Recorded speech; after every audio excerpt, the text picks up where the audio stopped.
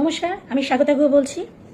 শুভেন্দুদা, আপনাকে বলছি, যখন আমাদের প্রাক্তন মুখ্যমন্ত্রী লক্ষ্মী ভাণ্ডার যুবসাথী দিয়েছিল, তখন তো জিজ্ঞেস করেনি আপনার বাড়ি আছে কিনা, আপনার গাড়ি আছে কিনা, আপনি জমির মালিক কিনা, আপনার 3টে বাড়ি আছে কিনা।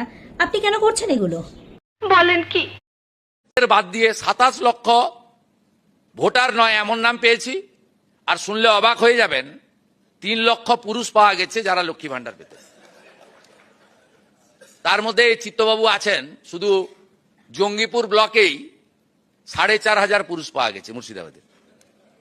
কৃষ্ণনগর 2-এ একটা অঞ্চলে পাওয়া গেছে 273 জন।